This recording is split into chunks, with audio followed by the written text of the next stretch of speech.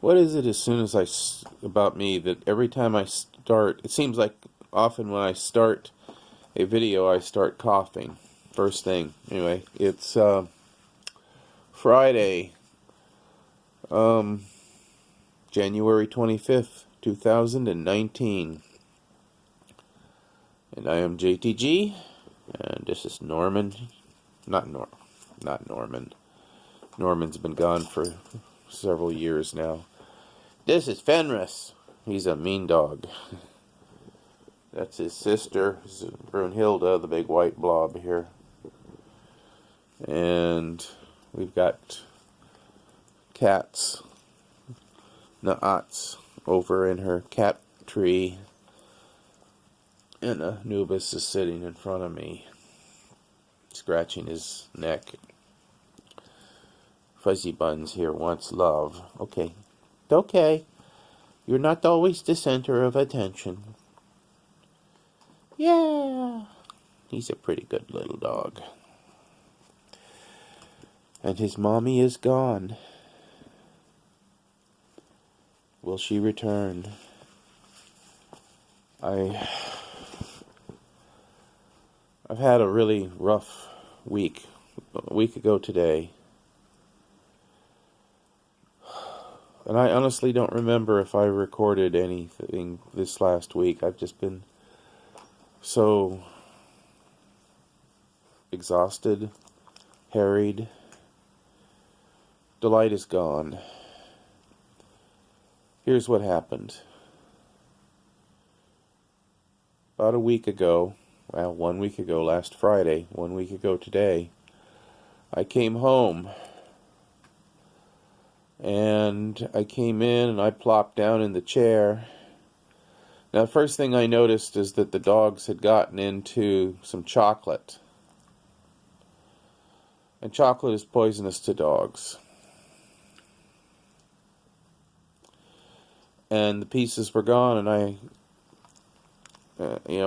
looked around. At first it seemed all the dogs I saw were healthy, but I just should have counted at that moment. But it wasn't until I sat down and I was playing with the dogs, and a little while later, maybe after about 10 minutes, I noticed, where's Delight? And I looked through the house. I went in the backyard. I mean, this isn't the first time I've panicked at not seeing a dog because of the story of when I lost Herbie Yorksu. That's a tale for another day, but I've always been scared of losing another dog, the way I lost him, getting lost in the streets and never coming back. And anyway, I came up with several theories. I looked throughout the house, the yard. Oh, and in the past, I would look for one or another dog, or I'd be worried about one of the cats because maybe I hadn't seen Zuki in 3 or 4 days, and then all of a sudden there he'd be. I don't think Apophis or a Naat have disappeared for that length of time yet.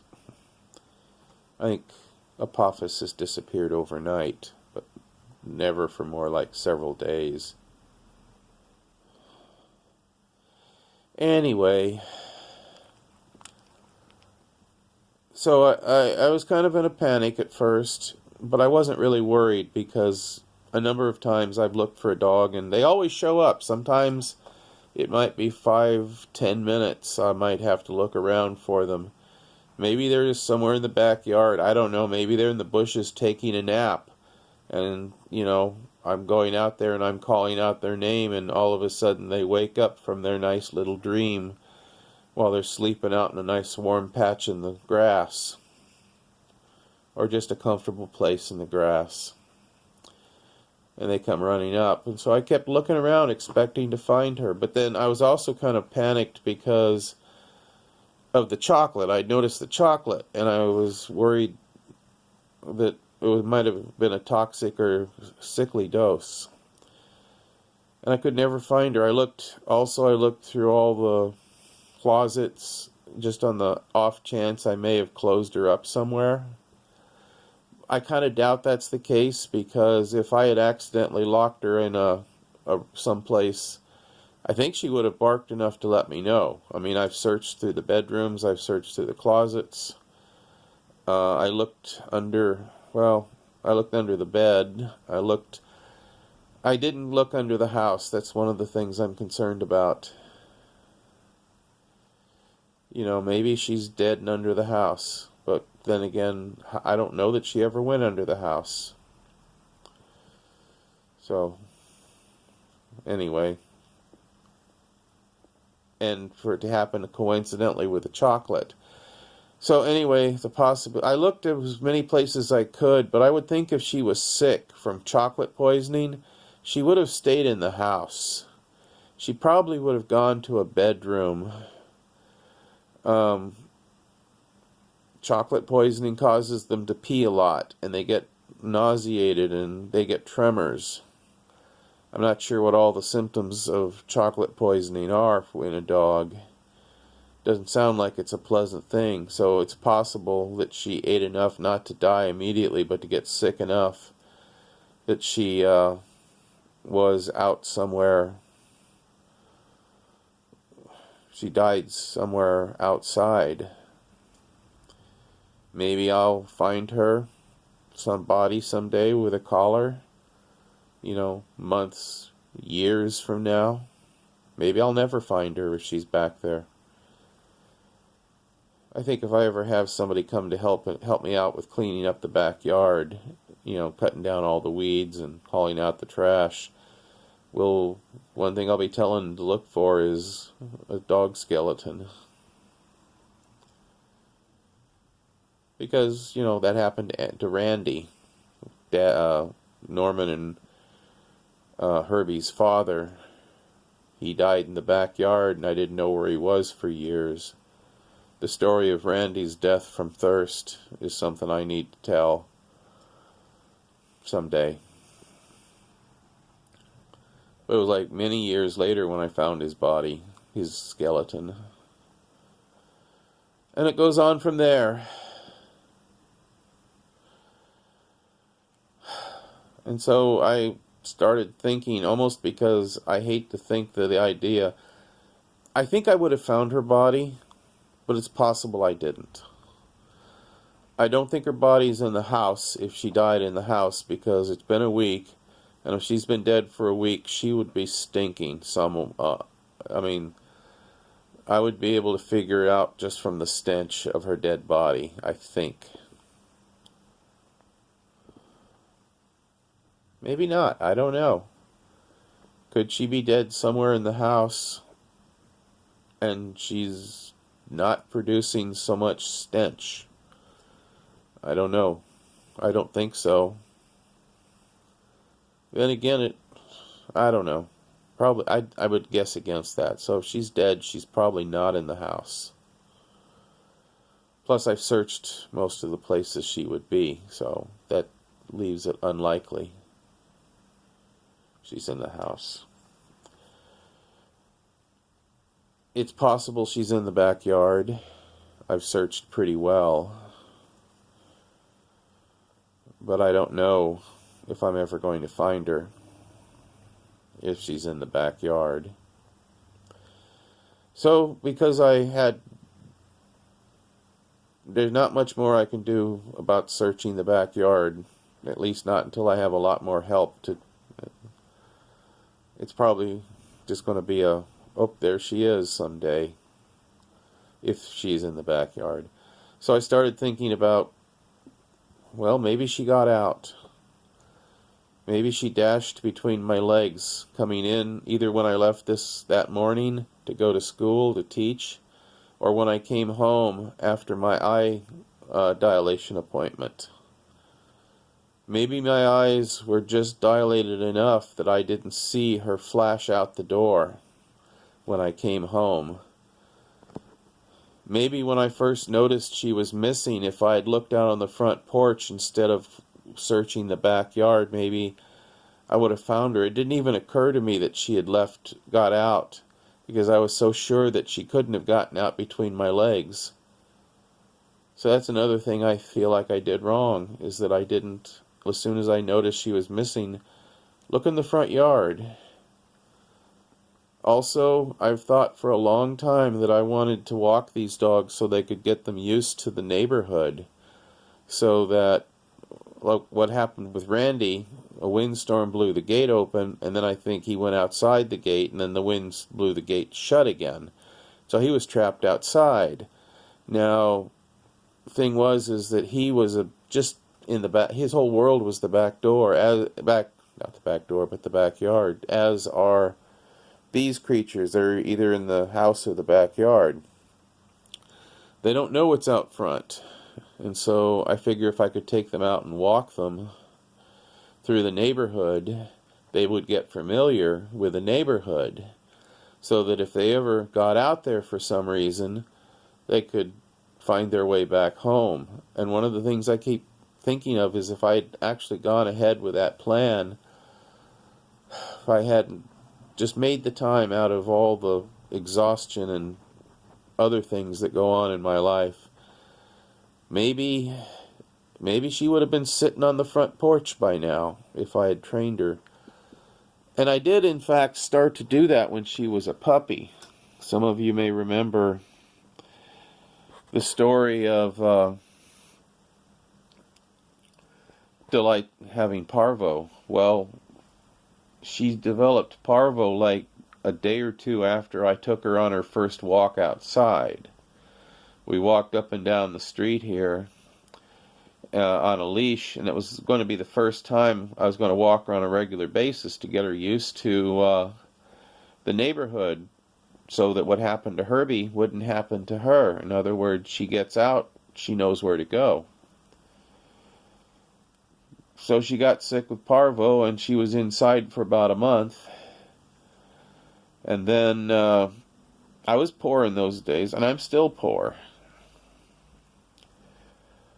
It was maybe about a year or so later, it was actually after her puppies were born even, that I did a GoFundMe to get her a campaign to raise funds to get the puppies and her vaccinated and fixed and all the rest of it.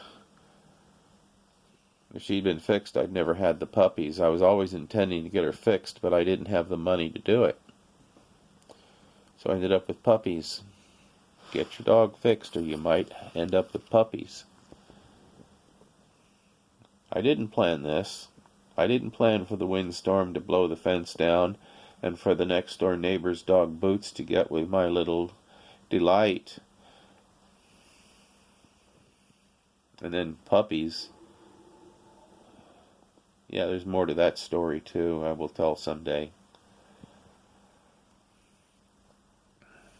I keep thinking of Delight. Is she alive right now?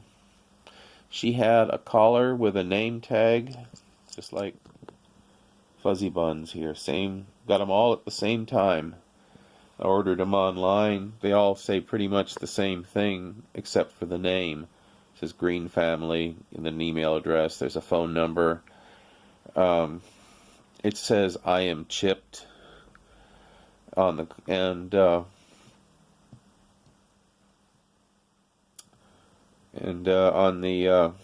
but she also has a chip. So first of all, if anybody caught her, found her alive or dead, they would see the tag. I mean, if she's dead, maybe somebody just left her in the gutter and nobody's bothering to look at the chip look at that dead dog in the gutter.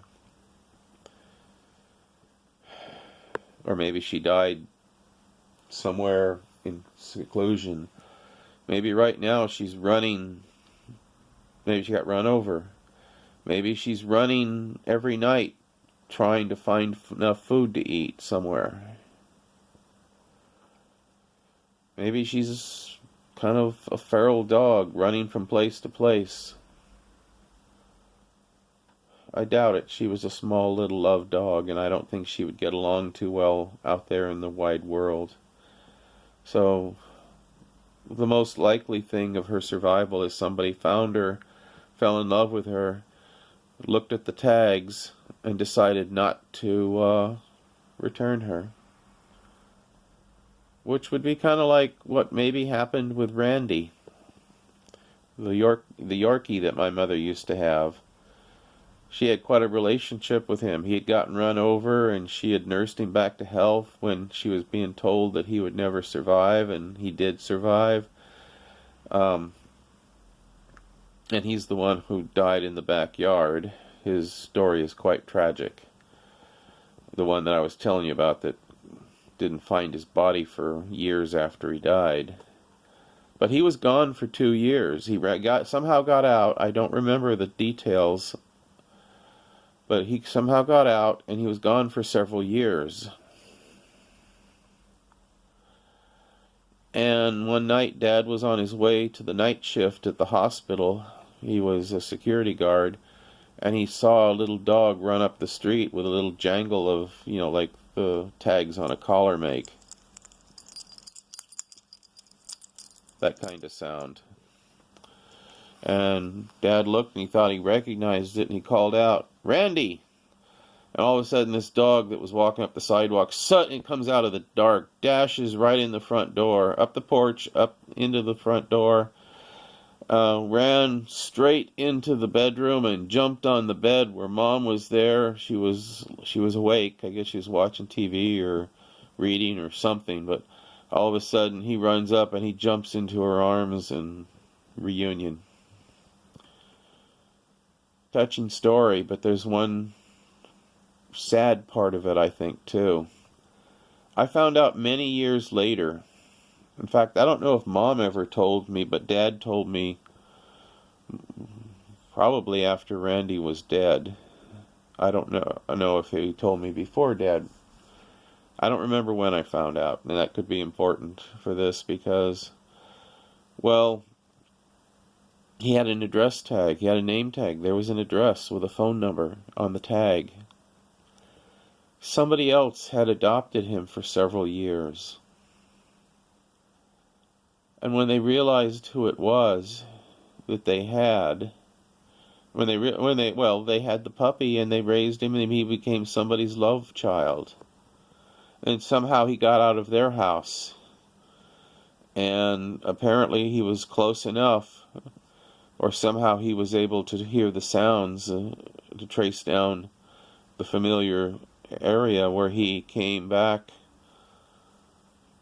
to the house he was born in. Well, not the house he was born in. Mom bought him in Las Vegas. He grew up in. So there's that. And so I hope if they're not going to return her, that she has a beautiful life. I hope that somebody, whoever, if they're looking at it and they said, "I love this dog, it's so friendly, so cuddly, so friendly, loves to give the kisses," and they said, "Okay, for whatever reason, they're ignoring the tag and they're going to keep her, but they legitimately love her." Or at least I hope they do. I hope they don't go, "Oh, this dog is valuable," or "This dog will get me chicks," or "This little dog will be nice until I move." Or "I'll keep this dog for about 6 months until my father decides he's tired of it peeing on the carpet and puts it out in the backyard or puts it out the front door."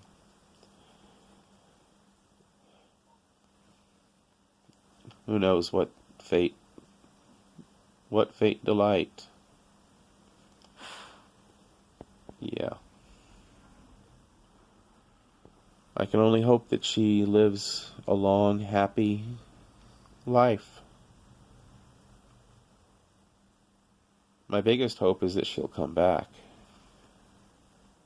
Every time I walk out the front door, I half hope that I'll see her somewhere in the yard or the street, like when I found her on the front porch.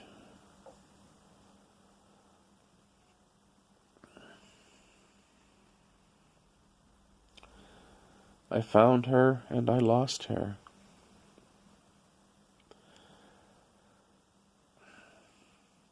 I dream about, I imagine what it would be like to have her back.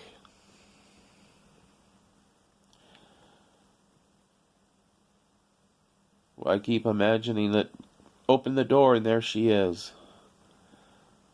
A knock on the door and somebody says, "This is your dog," and she's maybe hungry and skinny, maybe dirty, but she recognizes me and just goes nuts. And we hug and she kisses, and I put her down and she goes to her puppies, and they form a big old puddle of love.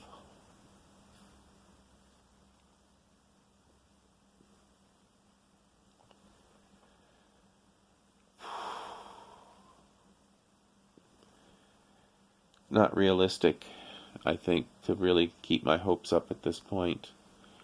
I have to move on. I have to do what I can to try to get her back. I can't let people locally forget. I'll have to put up more flyers and keep posting. But it's not realistic that I'm going to be able to go out there. I know that I'm going to be able to go out there and just drive the streets and hope that I see her. That's just not realistic. Unless somebody in the neighborhood has her. But I kind of, just the way human psyche is, I think she probably is far away. Certainly blocks, maybe miles.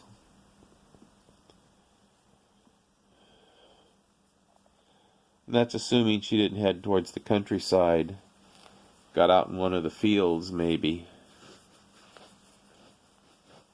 Or anything could happen out there. Coyote, hawk. She's small enough that a good-sized hawk or an eagle, passing eagle, could get her. There aren't too many eagles, but they are a few. I once saw an eagle in downtown Salinas. Yeah, no, I wasn't drunk. It really was an eagle. That's a story to tell, too. About when I saw the eagle in downtown Salinas. Oh, Fenris. He just wants all the love all the time. I'm trying to go that middle route between, give him the physical affection and getting him to behave without traumatizing him. He's a challenge. Okay. I'll let him have an occasional kiss, but he can't, stick his tongue down my throat. It would be gross. But you would if I'd let you, wouldn't you? That's the thing you do with your mommy, not with me. You do that with other dogs, not with the peoples.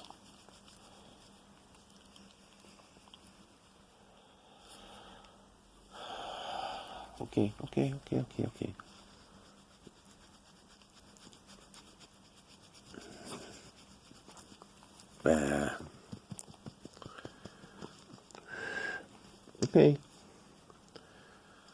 Okay, that's enough. That's enough. Cough, cough, cough. I hope I don't get pneumonia again. That would just be wonderful.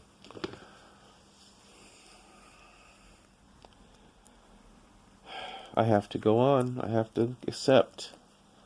I was thinking today, would Delight want me to be sad that she's gone? And then, she's a dog. I don't know. I don't think she would want to see me sad. Because there were times when I would cry and she'd come up to me. So I don't think she'd want me to cry. Yeah. I don't think you want me to either. I don't want you to cry either.